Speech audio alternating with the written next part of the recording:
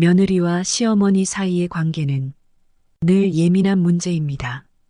결혼하면서 새로운 가족이 생긴다는 것은 반가운 일이기도 하지만 한편으로는 많은 갈등과 마찰을 수반할 수 있죠. 특히 시어머니와 며느리 사이에서 발생하는 문제는 수십 년을 살아온 환경, 가치관, 생활 방식이 다른 두 사람이 하나의 가족으로서 조화를 이루어야 하기 때문에 발생하는 경우가 많습니다. 이번 사연의 주인공 며느리도 결혼 초기에는 시어머니와 좋은 관계를 유지하려고 많은 노력을 했습니다. 처음에는 시어머니의 작은 간섭도 나를 생각해주는 마음이라고 여기며 감사했죠. 하지만 시간이 지날수록 그 작은 간섭은 며느리의 일상에 큰 스트레스를 주는 존재로 자리 잡게 되었습니다. 시어머니는 집안의 인테리어, 가구 배치부터 냉장고 안의 음식까지 하나하나 참견하기 시작했고, 그런 날들이 반복되면서 며느리의 스트레스는 한계에 다다르게 됩니다. 특히 시어머니는 모든 일을 자신의 방식대로 해야 직성이 풀리는 성격이었고, 그런 점이 며느리에게 큰 압박으로 다가왔습니다. 내가 하는 일은 다 틀렸고 내가 해주는 것이 옳다는 듯한 태도는 며느리에게 큰 상처로 남았습니다. 며느리는 나름대로 열심히 시어머니의 의견을 수용하려고 노력했지만 시어머니의 요구는 끝이 없었습니다. 며느리가 어떤 일을 할 때마다 시어머니는 왜 그렇게 하냐? 그건 잘못된 방식이다. 내가 알려준 대로 해라라며 며느리의 모든 선택과 결정을 부정했습니다. 문제가 되었던 하루를 떠올려 볼까요? 며느리는 그날 회사에서 힘든 하루를 보내고 집에 돌아왔습니다. 그런데 시어머니는 그 와중에도 거실 커튼이 어둡고 분위기를 해친다며 당장 바꾸라고 강요했습니다. 며느리는 당황스러웠지만 일단 시어머니의 말을 무시할 수 없었죠. 하지만 이 작은 갈등이 시작에 불과했습니다. 시어머니는 커튼뿐만 아니라 냉장고 안의 음식, 남편의 건강 상태, 심지어는 며느리의 외모와 식습관까지 참견하기 시작했습니다. 시어머니는 이건 너를 위한 조언이야라고 말했지만 며느리는 자신의 생활 전반을 통제당하는 기분이 들었습니다. 그날 밤 며느리는 더 이상 참을 수 없다는 생각이 들었습니다. 왜 나만 참고 있어야 하지? 왜 내 의견은 존중받지 못하는 걸까? 라는 생각이 며느리의 머릿속을 가득 채웠습니다. 결국 그녀는 시어머니의 간섭에 대처할 새로운 방법을 찾기로 결심합니다. 유진은 결혼 후 시어머니의 잔소리와 간섭 속에서 많은 시간을 보냈습니다. 처음에는 어른이니 존중해야 한다는 마음으로 최대한 시어머니의 말을 따르려 했죠. 특히 음식을 준비할 때마다 유진은 건강을 고려한 식단을 꾸렸지만 시어머니는 늘 유진이 한 음식을 마음에 들어하지 않았습니다. 자극적인 음식을 먹으니 남편이 살이 찐다. 냉장고가 꽉 차면 먹을 게 많아져서 자꾸 먹게 된다. 시어머니는 심지어 냉장고 안의 음식 하나하나까지 참견하기 시작했습니다. 그때마다 유진은 속으로 답답함을 느꼈지만 어른인 시어머니 앞에서 대꾸하기는 어려웠습니다. 특히 남편이 살이 찌면 그 책임을 유진에게 돌리며 내가 남편을 살찌게 한 거 아니냐는 말에 유진은 마음의 상처를 받기도 했습니다. 그러나 유진은 늘 참았습니다. 어쩌면 계속해서 참아야 한다고 생각했겠죠. 하지만 어느 날 유진은 바쁜 하루를 보내고 퇴근한 후 시어머니가 냉장고 문을 열어놓고 들여다보고 있는 모습을 보았습니다. 그 순간 유진은 마음속으로 한숨을 내쉬었죠. 또 냉장고 안의 음식이 문제일 거라는 생각이 들었거든요. 아니나 다를까 시어머니는 냉장고 속 고기와 반찬을 보며 크게 한숨을 내쉬더니 이런 걸 먹으니까 살이 찌는 거야 라며 불만을 쏟아냈습니다. 시어머니는 남편에게도 결혼하고 나서 몸이 불었다. 내가 이런 음식을 계속 먹으니 그런 거다. 라고 지적했습니다.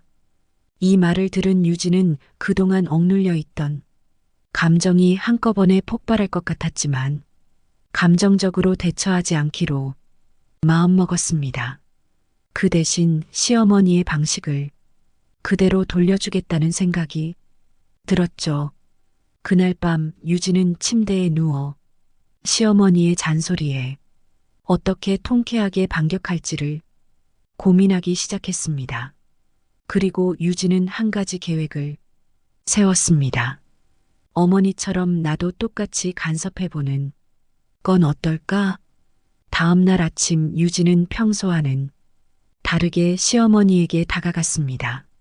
시어머니가 주방에서 아침을 준비하고 있을 때 유진은 일부러 식탁 옆에 서서 시어머니의 동작을 유심히 관찰하더니 평온한 목소리로 말을 꺼냈습니다. 어머니, 설탕 너무 많이 넣으신 것 같아요. 그렇게 단 음식을 드시면 건강에 안 좋잖아요. 시어머니는 당황한 표정으로 유진을 바라봤지만 유진은 멈추지 않았습니다. 그리고 이 나이에 기름진 음식을 드시면 고혈압이 올 수도 있어요. 음식을 조금 가볍게 드시는 게 좋을 것 같아요. 며칠 후에는 청소할 때도 시어머니를 따라다니며 지적하기 시작했습니다. 어머니, 청소는 이렇게 하셔야 먼지가 더 잘 닦여요. 이렇게 하면 더 효과적이에요. 그리고 설거지를 할 때도 그렇게 닦으면 안 돼요. 제대로 안 씻겨요. 이렇게 계속 간섭을 했죠. 시어머니는 도저히 참지 못하고 유진에게 물었습니다. 너 요즘 왜 이러니? 갑자기 왜 나한테 이렇게 참견하는 거야? 유진은 담담하게 대답했습니다. 어머니, 제가 어머니께서 저한테 해주신 것처럼 똑같이 하고 있는 거예요. 어머니는 늘 저를 위해서라고 하셨죠?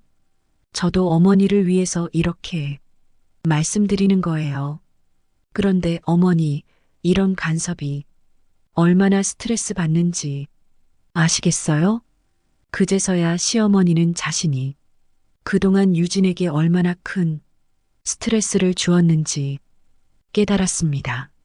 시어머니는 진심으로 고개를 숙이며 유진에게 사과했죠. 내가 너한테 너무 간섭을 했구나. 미안하다, 유진아. 그날 이후로 시어머니는 유진의 일상에 지나치게 간섭하지 않기로 결심했습니다. 그리고 중요한 일이 있을 때만 서로 상의하는 쪽으로 바뀌었죠. 유진과 시어머니는 서로의 생활 방식을 존중하며 더욱 성숙한 관계를 유지할 수 있게 되었습니다. 이 사건은 유진에게도 시어머니에게도 중요한 교훈을 주었습니다. 관계가 어긋난 이유는 한쪽이 참기만 했기 때문이었습니다. 하지만 서로의 감정을 솔직히 이야기하고 상대방의 입장을 이해하는 과정을 통해 관계가 훨씬 건강하게 변했죠. 아마 많은 시청자분들도 비슷한 상황을 경험하셨을 겁니다. 결혼 후에 새롭게 맞이한 시댁 가족과의 관계에서 갈등을 겪는 것은 흔한 일입니다. 특히 시어머니와 며느리의 관계는 사소한 일로도 쉽게 불편한 상황이 생길 수 있죠. 처음에는 작은 문제로 시작된 간섭이 점점 커져가고 어느 순간에는 모든 일상생활이 시어머니의 참견으로 가득 차게 되는 경우도 있습니다. 특히 한국 사회에서 시어머니와 며느리 사이의 갈등은 오랜 시간 동안 지속되어 온 문화적인 요소도 큰 역할을 합니다. 전통적으로 시어머니는 가정의 어른으로서 며느리를 지도하고 이끌어야 한다는 생각을 가지고 있는 경우가 많습니다. 반면 며느리는 현대적인 사고방식과 생활 방식을 추구하면서 시어머니의 방식과 충돌하게 되는 경우가 많습니다. 이 두 세대의 차이는 결국 크고 작은 갈등을 일으키는 원인이 됩니다. 시청자분들도 혹시 이런 경험이 있으신가요? 시어머니의 끊임없는 간섭과 참견.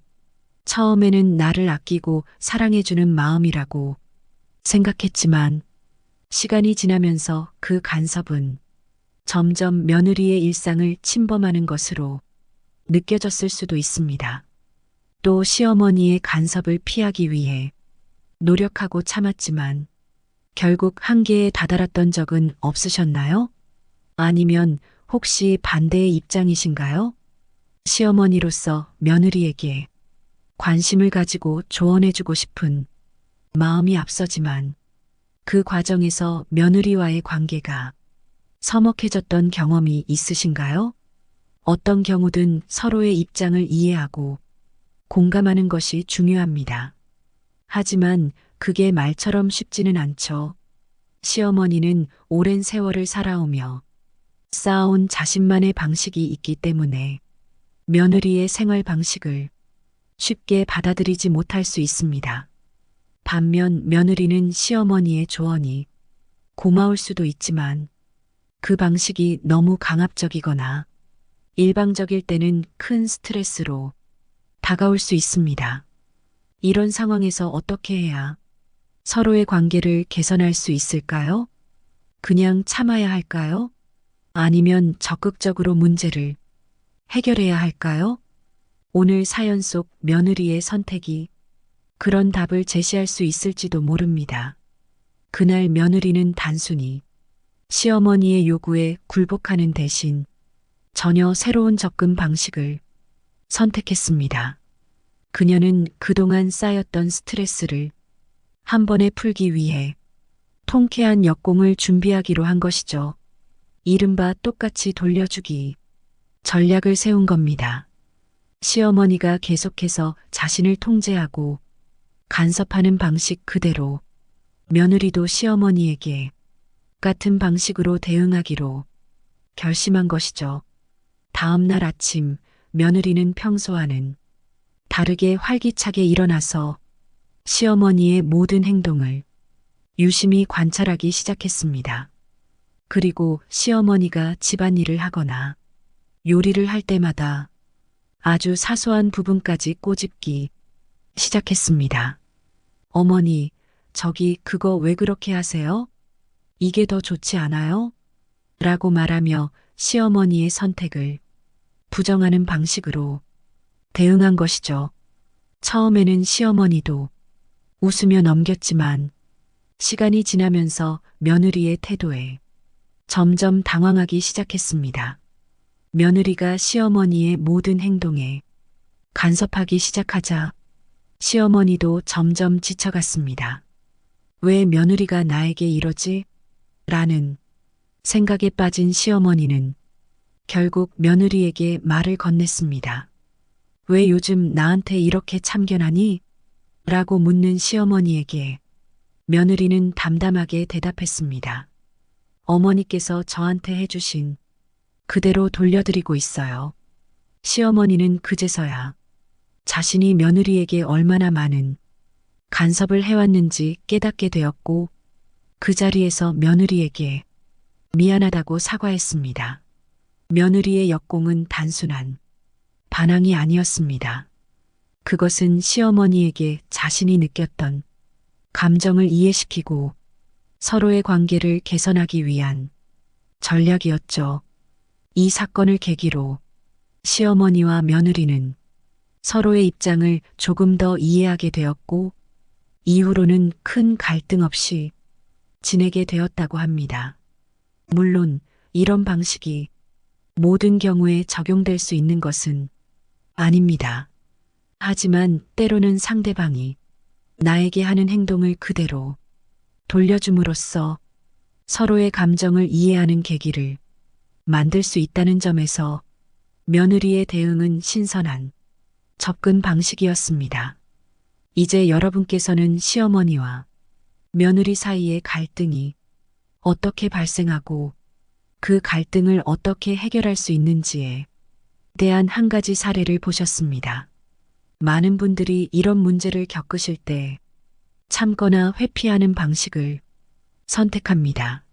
하지만 이 며느리의 방법처럼 때로는 문제를 직면하고 적극적으로 해결하려는 노력이 필요할 수 있습니다. 물론 모든 경우에 똑같이 적용될 수 있는 해결책은 아닐지라도 중요한 것은 시어머니와의 갈등을 해결하기 위한 구체적인 행동을 취했다는 점입니다. 여러분도 혹시 시어머니나 다른 가족과의 갈등을 겪고 계신가요? 그 갈등이 매일 반복되면서 점점 스트레스로 다가오고 계신가요? 이번 며느리의 사례에서 배울 수 있는 가장 큰 교훈은 단순히 감정적으로 대응하는 것이 아니라 전략적으로 상대방이 나의 감정을 이해할 수 있도록 행동하는 것이 중요하다는 것입니다. 며느리가 선택한 방식은 일방적인 싸움이나 언쟁이 아니라 시어머니에게 직접적으로 자신의 감정을 전달하고 이해시키는 과정이었습니다. 이것이 중요한 이유는 감정적인 싸움이 아닌 성숙한 대화와 행동을 통해 문제를 해결할 수 있기 때문입니다. 그 과정에서 상대방도 자신의 잘못을 깨닫게 될 수 있습니다. 여러분도 시어머니와의 갈등을 해결하고 싶다면 감정을 억누르지 말고 이 며느리처럼 과감하게 표현하는 방식을 고려해 보세요. 다만 감정적으로 대응하기보다는 이성적으로 생각하고 상대방이 나의 상황을 이해할 수 있도록 행동하는 것이 중요합니다. 영상을 끝까지 보시면 여러분도 시어머니와의 갈등을 해결할 수 있는 힌트를 얻으실 수 있을 겁니다. 이 며느리가 선택한 대응 방식이 궁금하시죠? 단순히 시어머니의 간섭을 피하거나 거부한 것이 아니었습니다. 그녀는 시어머니의 방식 그대로 똑같이 간섭하고 참견하는 전략을 사용했습니다. 이는 단순히 반항하는 것이 아니라 시어머니가 며느리에게 얼마나 스트레스를 주었는지를 체감하게 만든 것이죠. 중요한 점은 이 며느리의 행동이 상대방을 비난하거나 공격하는 것이 아니라는 점입니다. 그녀는 시어머니에게 자신의 감정을 직접적으로 전달하는 대신 시어머니가 스스로 깨달을 수 있도록 행동했습니다. 시어머니의 방식을 그대로 돌려줌으로써 그녀는 시어머니가 느끼게 되는 불편함과 스트레스를 체감하게 만들었고, 그 결과 시어머니는 자신의 행동을 되돌아볼 수 있었습니다. 그렇다면 이 방법이 얼마나 효과적일까요? 그리고 여러분의 상황에서도 적용할 수 있을까요? 여기서 중요한 것은 상대방이 나의 감정을 이해할 수 있도록 만드는 것입니다.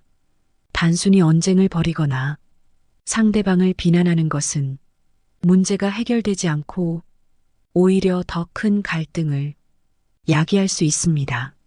하지만 이번 며느리처럼 상대방이 스스로 깨닫게 만들면 자연스럽게 갈등이 해결될 수 있는 기회를 얻을 수 있습니다. 이 방법을 실제로 적용해보고 싶은 분들은 시어머니와의 관계에서 작은 행동 하나하나에 집중해 보세요. 평소에 시어머니가 나에게 하는 말이나 행동을 그대로 돌려주며 그녀가 나의 감정을 조금이라도 체감할 수 있도록 유도해 보는 것이죠. 물론 모든 상황에서 이 방법이 효과적일 수는 없겠지만 이번 사연처럼 상황에 맞게 전략적으로 접근한다면 큰 변화가 일어날 수 있습니다. 이제 시청자 여러분, 이 며느리의 통쾌한 대응 방법을 배웠다면 시어머니와의 갈등을 해결할 차례입니다. 물론 모든 시어머니가 나쁜 분은 아닙니다. 그들도 그들 나름대로의 방식과 경험을 가지고 여러분을 위해 조언을 하고 계신 것이겠죠. 하지만 그 조언이 지나치게 간섭처럼 느껴지거나 여러분의 일상에 스트레스를 준다면 이번 사연의 며느리처럼 행동할 필요가 있습니다. 다음번에 시어머니가 작은 일부터 큰 일까지 참견하거나 간섭하신다면 이 며느리의 전략을 떠올려 보세요. 단순히 감정적으로 대응하지 말고 시어머니가 스스로 자신의 행동을 돌아볼 수 있도록 만드는 것이 중요합니다. 그러기 위해선 나도 시어머니가 하는 것처럼 똑같이 행동해 보는 것입니다. 물론 상대방을 공격하거나 비난하는 것은 절대 아니고 그저 그들이 나에게 했던 방식 그대로 보여주는 것입니다. 이제 여러분도 시어머니의 간섭에 스트레스를 받을 때마다 이 방법을 사용해 보세요. 하지만 이 과정에서 중요한 것은 상대방을 존중하는 태도를 잃지 않는 것입니다. 아무리 기발한 방법이라도 상대방을 비난하거나 공격하는 방식으로 사용한다면 오히려 갈등이 더 커질 수 있습니다. 이번 며느리처럼 성숙한 태도로 상대방이 스스로 깨닫게 하는 것이 이 방법의 핵심입니다. 이 영상을 끝까지 보신 여러분, 시어머니와의 갈등 해결을 위한 첫걸음을 내디뎌 보세요. 구독과 좋아요를 눌러주시고 앞으로도 관계 개선을 위한 더 많은 팁을 놓치지 마세요.